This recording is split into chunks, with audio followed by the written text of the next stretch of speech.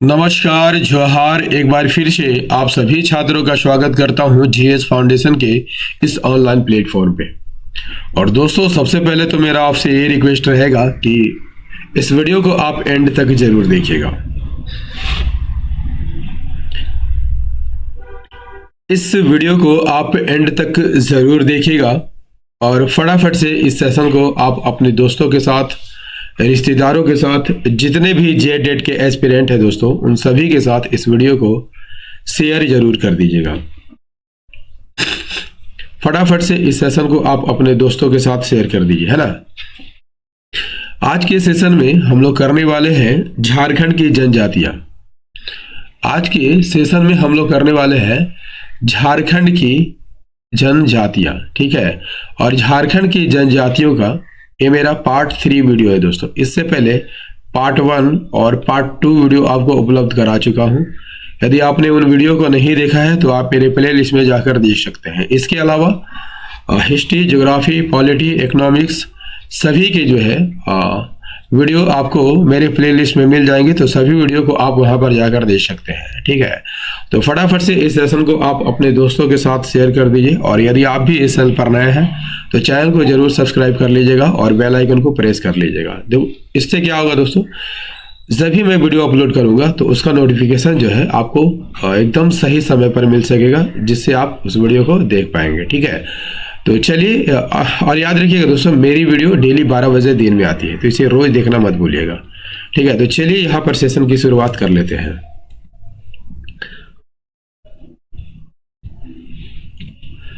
देखिए, पहला सवाल आपके स्क्रीन पर क्या कहता है। पहला सवाल आपके स्क्रीन पर है, कहता है कि भाषा वैज्ञानिक जॉर्ज ग्रियर्सन ने झारखंड की जनजातियों को कितने भागों में बांटा है। आंसर कीजिए।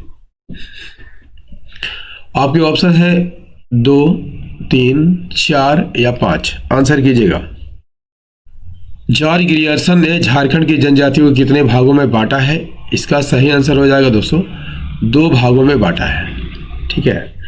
जॉर्ज ग्रियर्सन की बात कर लिया जाए दोस्तों तो एक भाषा वैज्ञानिक थे। कौन थे? भाषा वैज्ञानिक थे। जॉर्ज ग्रियर्सन जो थे एक भाषा वैज्ञानिक थे, ठीक है। और इन्होंने झारखंड क्षेत्र की जनजातियों को कितने भागों में बांटा है, तो 2 भागों में बांटा है, ठीक है। कौन कौन से भाग? आस्ट्रिक, ठीक है, आस्ट्रिक और द्रविड़ में बांटा है, ठीक है। आस्ट्रिक और द्रविड़ समूह में बांटा है। क्लियर है। चलिए अगले सवाल की ओर बढ़ते हैं और देखते हैं कि अगला सवाल क्या है। देखिए, अगला सवाल क्या कहता है, झारखंड के किस जनजाति समूह द्वारा लिखने के लिए ओलचिकी लिपि का आविष्कार किया जाता है, किया गया है, ठीक है। झारखंड के किस जनजाति द्वारा लिखने के लिए ओलचिकी लिपि का प्रयोग किया जाता है। ऑप्शन है संथाल, मुंडा, उरांव या कुरमैल। किस जनजाति द्वारा ओलचिकी लिपि का जो है प्रयोग किया जाता है। इसका सही आंसर हो जाएगा दोस्तों संथालों द्वारा जो है ओलचिकी लिपि का प्रयोग किया जाता है, ठीक है। संथाली भाषा की लिपि कौन है, तो ओलचिकी है, ठीक है। इसका आविष्कार किसने किया था दोस्तों? रघुनाथ मुर्मू ने किया था। किसने किया था? रघुनाथ मुर्मू ने किया था। रघुनाथ मुर्मू ने किया था, ठीक है। कब किया था दोस्तों? 1941 में किया था। संथालों की भाषा क्या है दोस्तों? तो संथालों की भाषा क्या नाम है? तो संथालों की भाषा संथाली होती है, ठीक है। याद रखिएगा, इसे 2004 में जो है 8वीं अनुसूची में शामिल किया गया है। 8वीं अनुसूची में शामिल किया गया है दोस्तों। आप कमेंट करके बताइएगा कि 8वीं अनुसूची में भाषाओं की संख्या कितनी है, ठीक है। देखिए, इसको जो है शामिल करने के लिए कौन सा संविधान संशोधन किया गया था? 92वां संविधान संशोधन किया गया था। कब किया गया था? 2003 में किया गया था, ठीक है। चलिए नेक्स्ट कर लेते हैं।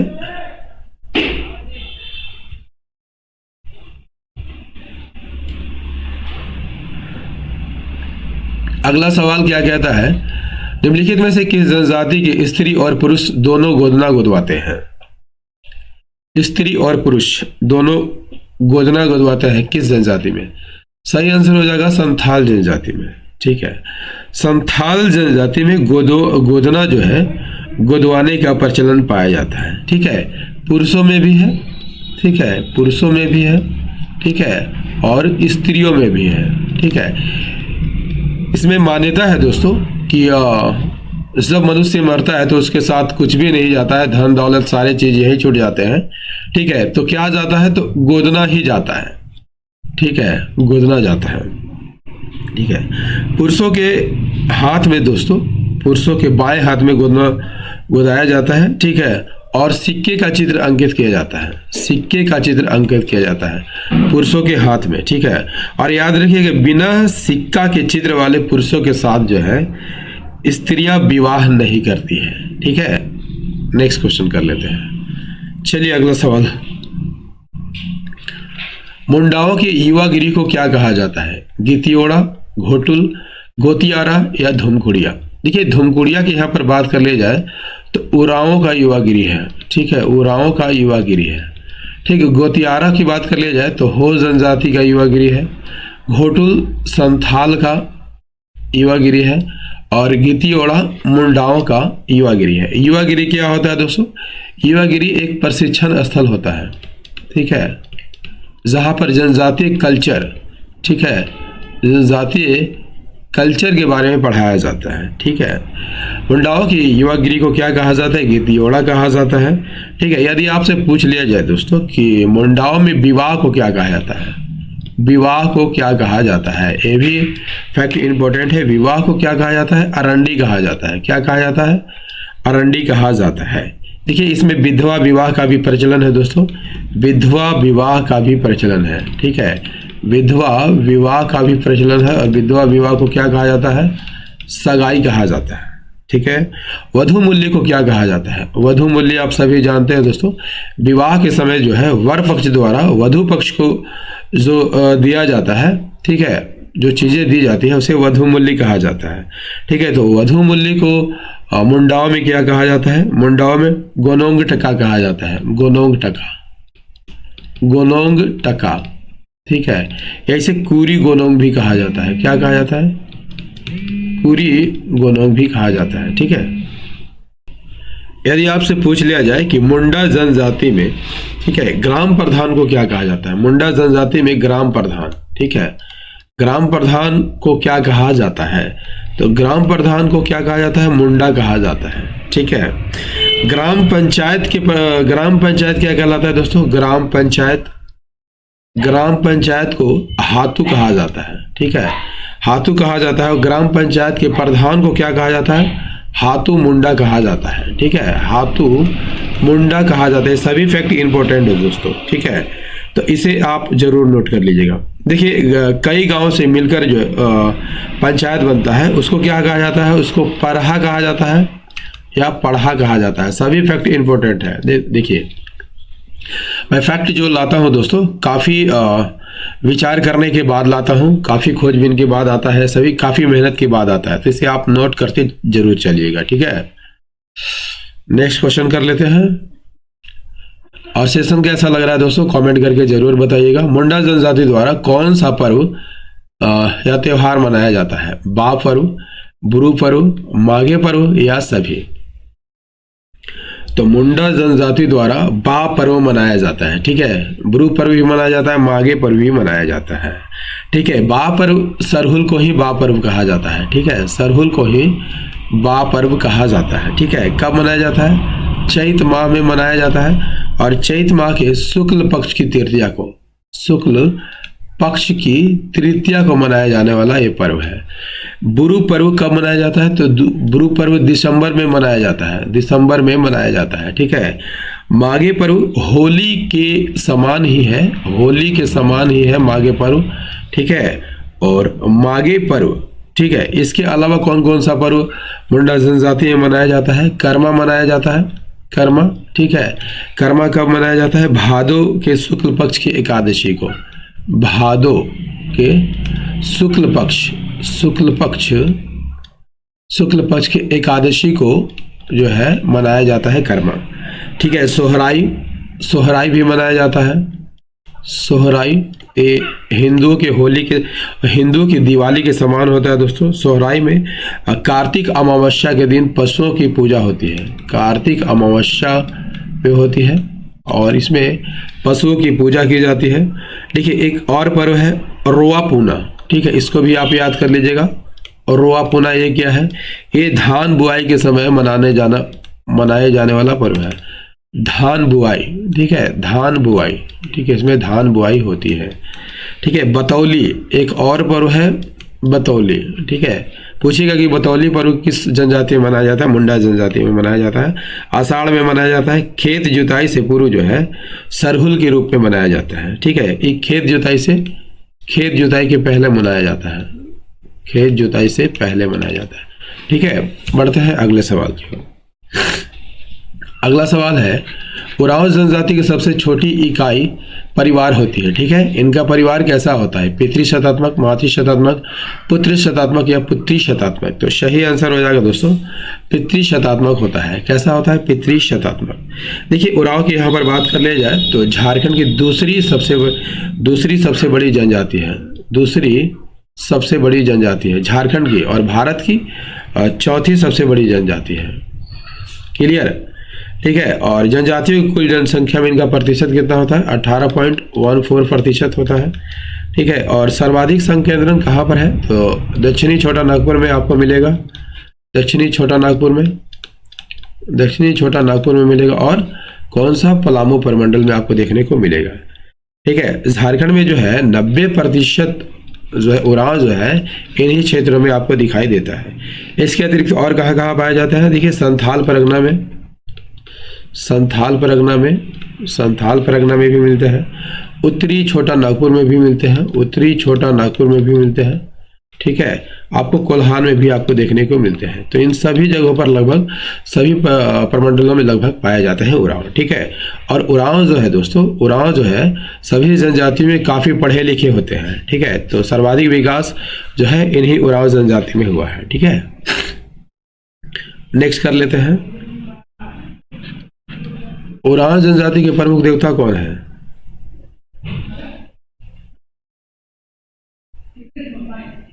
उरांव जनजाति के प्रमुख देवता धर्मेश है। ठीक है, उरांव जनजाति का प्रमुख देवता कौन है दोस्तों? धर्मेश है। ठीक है, धर्मेश है जो जिसके जीवन और प्रकाश देने में जो है ना सूर्य के समान है।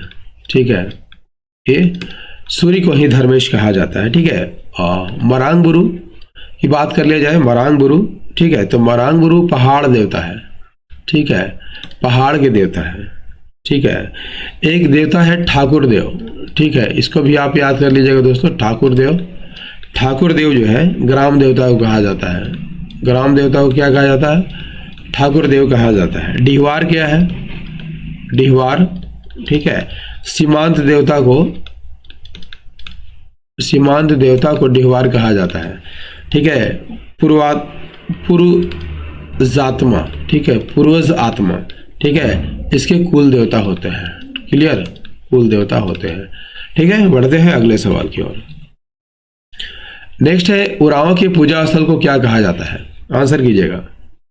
और सेशन कैसा लग रहा है दोस्तों कमेंट करके जरूर बताइएगा। ठीक है, आपके कमेंट ही है जो हमें मोटिवेशन देते हैं वीडियो बनाने के लिए। ठीक है, तो आप एक प्यारा सा कमेंट जरूर कीजिएगा। उरांव का पूजा स्थल क्या कहलाता है? सरना कहलाता है। ठीक है, पाहन की यहाँ पर बात कर लिया जाए तो उरांव का धार्मिक प्रधान होता है। ठीक है, उरांव का धार्मिक प्रधान कौन होता है? पाहन होता है।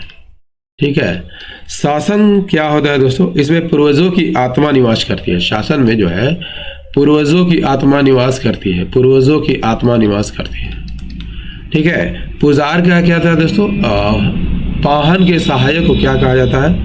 पाहन के सहायक को क्या कहा जाता है? पुजार कहा जाता है। ठीक है, देखिए इसमें हड़बोड़ा संस्कार होता है। ठीक है, हड़बोड़ा संस्कार होता है। ठीक है, और इसमें क्या होता है दोस्तों?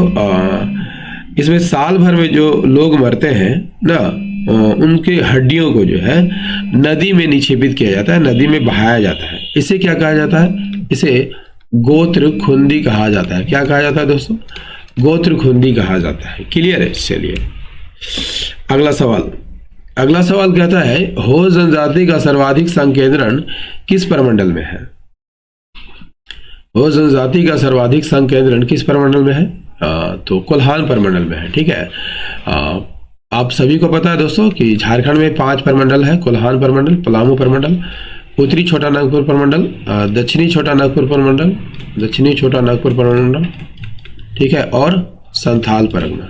ठीक है, ये 5 प्रमंडल आते हैं। तो हो जनजाति का सर्वाधिक संकेंद्रण जो है कोल्हान प्रमंडल में है। कोल्हान प्रमंडल में 3 जिले आते हैं। ठीक है, कोल्हान प्रमंडल में 3 जिले आते हैं, पूर्वी और पश्चिमी सिंहभूम। ठीक है, और सरायकेला खरसावां। ठीक है, तो हो जनजाति का सर्वाधिक संकेंद्रण जो है ठीक है पलामू कोल्हान प्रमंडल में है। ठीक है, हो जनजाति की बात कर ली जाए तो चौथी सबसे बड़ी जनजाति है। ठीक है, प्रोटो ऑस्ट्रेलाइड श्रेणी में आते हैं। ठीक है, प्रोटो ऑस्ट्रेलाइड श्रेणी में आते हैं। ठीक है, हो जनजाति की भाषा क्या है दोस्तों? हो जनजाति की भाषा मुंडारी है, जो ऑस्ट्रो एशियाटिक परिवार से संबंधित है। हो जनजातियों द्वारा जो है बारंग चिती लिपि का आविष्कार किया गया है। बारंग चिती याद कर लीजिएगा। ठीक है, बारंग चिती, इसके आविष्कारक कौन है? लोको बोद्रा इसके आविष्कारक है। ठीक है, चलिए नेक्स्ट क्वेश्चन। नेक्स्ट है हो जनजाति में भूमि की कितनी श्रेणियां होती है? तो भूमि की कितनी श्रेणियां होती है दोस्तों? हो जनजाति में भूमि की 3 श्रेणियां होती है। ठीक है, कितनी श्रेणियां होती है? 3 श्रेणियां होती है। Option B is the correct answer. ठीक है, हो जनजाति का मुख्य पेशा क्या है दोस्तों? हो जनजाति का मुख्य पेशा कृषि है। ठीक है, 3 श्रेणियों में इनकी भूमि को बांटा गया है। पहला बेड़ो। ठीक है, ठीक है, एक ऐसी भूमि होती है निम्न भूमि होती है, निम्न और उपजाऊ भूमि होती है। ठीक है, कैसी भूमि होती है? उपजाऊ भूमि होती है। दूसरी वादी प्रकार की भूमि होती है। ये धान की खेती होती है, इसमें धान की खेती होती है। ठीक है, तीसरे प्रकार की भूमि को गोड़ा कहा जाता है। इसमें मोटे अनाजों की खेती होती है। ठीक है, 3 प्रकार की भूमि जो है हो जनजाति में होती है। नेक्स्ट क्वेश्चन, हो जनजाति के ग्राम देवता को क्या कहा जाता है? हो जनजाति के ग्राम देवता को क्या कहा जाता है दोस्तों? पाहुई बोंगा कहा जाता है। ठीक है, ओटी बोड़ुम कौन सा देवता है? पृथ्वी के देवता है। इनके ओटी बोड़ुम जो है पृथ्वी के देवता है। ठीक है, मरांग बुरु की बात कर ली जाए तो ये पहाड़ के देवता है। ठीक है, और नागे बोंगा कौन से देवता है? नाग देवता है। ठीक है, क्लियर हो गया ना? चलिए एक और है दोस्तों, देसावली बोंगा, ये कौन से देवता है? वर्षा के देवता होते हैं। क्लियर? चलिए नेक्स्ट है, निम्नलिखित में कौन सी जनजाति स्वयं को सूर्यवंशी राजपूत हरिश्चंद्र के कुल का मानती है?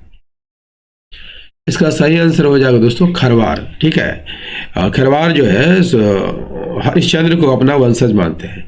खरवार झारखंड की 5वीं सबसे बड़ी जनजाति है। ठीक है, आप सभी जानते हैं दोस्तों कि पहली संथाल है। ठीक है, दूसरी उरांव है। ठीक है, तीसरी मुंडा है और चौथी हो है। ठीक है, और 5वीं सबसे बड़ी जनजाति खेरवार है। ठीक है, पलामू प्रमंडल में मुख्य रूप से पाई जाती है। इसके अलावा हजारीबाग, चतरा, रांची, लोहरदगा, संथाल परगना इन सभी में पाए जाती है। ठीक है, इनका नामकरण कैसे हुआ था दोस्तों? खरवार जाति का नामकरण कैसे हुआ? ये जो है खेरी झार से आए थे। कहाँ से आए थे? खेरी झार से आए थे, इसलिए इसका नाम खेरवार पड़ा है। ठीक है, पलामू और लातेहार जिला में इस जनजाति को 18 हजारी भी कहा जाता है। यदि आपसे पूछ लिया जाए 18 हजारी किसे कहा जाता है, तो खेरवार को कहा जाता है। ठीक है, अगला सवाल कर लेते हैं।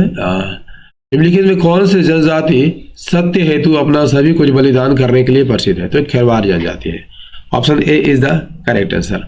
ये खेरवार जनजाति है दोस्तों, ये मार्शल आर्ट में निपुण होते हैं। ठीक है, और लड़ाका प्रवृत्ति के होते हैं और सत्य बोलने के लिए जो है अपना निछावर कर देते हैं सब कुछ। ठीक है, खेरवार जनजाति का संबंध यदि आपसे पूछ लिया जाए किस प्रजाति समूह से है? द्रविड़ प्रजाति समूह से है। ठीक है, इस जनजाति की भाषा खेरवारी है। कौन सी भाषा है दोस्तों? खेरवारी है, जो ऑस्ट्रो एशियाटिक परिवार से संबंधित है।